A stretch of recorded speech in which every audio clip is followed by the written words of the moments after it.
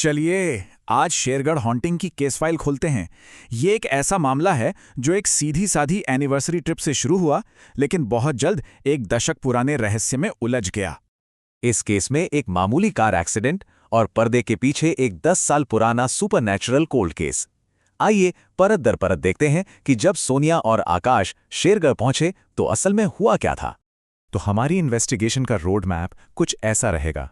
हम घटनाओं के सीक्वेंस को समझेंगे, इसमें शामिल एंटिटीज की पहचान करेंगे और आखिर में इसके समाधान का एनालिसिस करेंगे।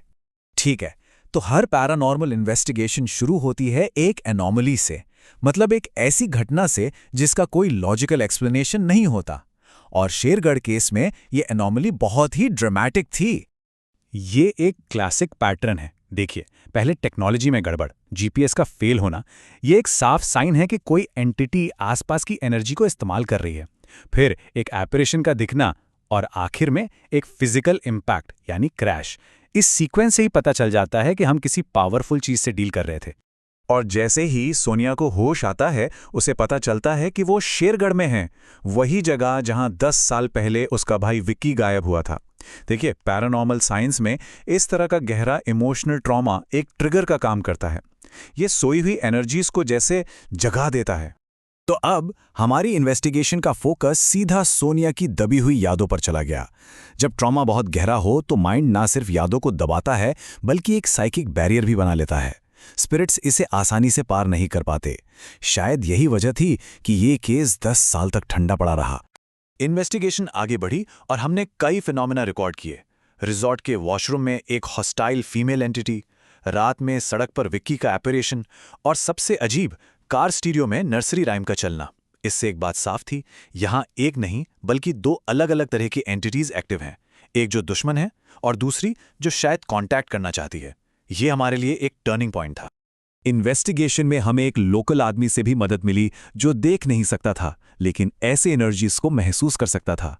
उसने कंफर्म किया कि विक्की की आत्मा फंसी हुई है और उसकी चाबी सिर्फ सोनिया के पास है। हमारे लिए ये एक बहुत बड़ा लीड था। अब हमें सोनिया की उन दबी हुई यादों तक पहुंचना था। इसके लिए हमने गाइडेड रिग्रेशन टेक्निक का इस्तेमाल किया। ये एक ऐसी टेक्निक है जिसमें हम कॉन्शियसनेस की गहरी स्टेट में जाकर उन भूली हुई घटनाओं को सामने लाते हैं, ताकि हॉन्टिंग की असली वजह पता चल सके।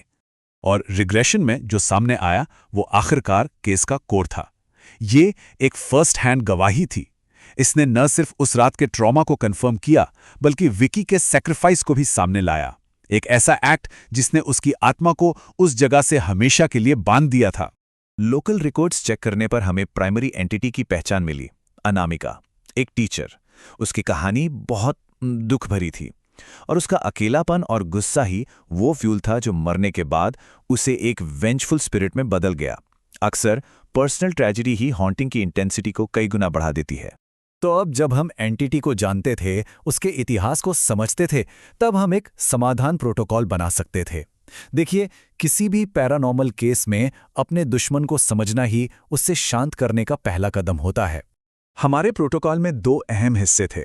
एक था स्पिरिचुअल क्लींजिंग, यानी उस जगह को साफ करना, और दूसरा एक गहरा पर्सनल कनेक्शन।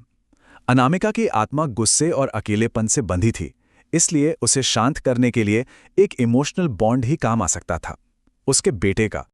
और अब इन्वेस्टिगेशन का आखिरी और सबसे खतरनाक फेज, हॉन्टिंग की सोर्स पर एंटिटी से आमना सामना। उस घर के अंदर दो बहुत पावरफुल एनर्जीज आपस में टकरा रही थीं। एक तरफ थी विक्की की प्रोटेक्टिव एनर्जी, जो एक शील्ड की तरह काम कर रही थी, और दूसरी तरफ सोनिया का इरादा अपने भाई को आजाद कराने का। कन्फ्रंटेशन के क्लाइमैक्स पर अजय ने सीधे अपनी मां की आत्मा से बात की। ये सिर्फ एक इमोशनल अपील नहीं थी, ये उस एनर्जी को शांत करने का एक तरीका था जो उसे बांधे हुए थी, उसे वो प्यार और कनेक्शन देकर जिसकी उसे जरूरत थी। और अजय के इस एक्ट ने अनामिका के गुस्से को शांत कर दिया। उसने उस श्राप को तोड़ दिया जिसने सबको बांध रखा था, और इसके साथ ही विकी, माया और बाकी बच्चों की आत्माओं को आखिरकार मुक्ति मिल गई। इस केस का समाधान हमें हॉन्टिंग की कॉम्प्लेक्स डायनामिक्स को समझने में बहुत मदद करता है। चलिए अब इस केस फाइल के फाइनल एनालिसिस में शामिल एंटिटीज पर एक नजर डालते हैं। तो हमारा फाइनल एनालिसिस 3 अलग अलग तरह की स्पिरिचुअल मैनिफेस्टेशंस दिखाता है। अनामिका एक क्लासिक वेंचफुल स्पिरिट थी जो अपने ही दुख में फंसी थी। विक्की एक प्रोटेक्टर स्पिरिट था जिसका एक ही मकसद था, अपनी बहन की हिफाजत। और माया गिल्ट से भरी एक अटोनिंग यानी पछतावा करने वाली स्पिरिट की तरह काम कर रही थी। इन तीनों के अलग अलग मोटिव्स ने ही इस केस को इतना कॉम्प्लेक्स बनाया था। 10 साल, पूरे 10 साल तक विक्की की आत्मा उस जगह से बंधी रही और उसकी प्रोटेक्टिव एनर्जी दूर से ही अपनी बहन के लिए एक ढाल का काम करती रही।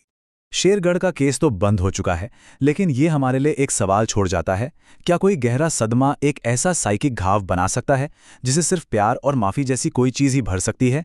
ये केस हमें याद दिलाता है कि सबसे पावरफुल पैरानॉर्मल घटनाएं अक्सर हमारी सबसे गहरी इंसानी भावनाओं से ही जुड़ी होती हैं।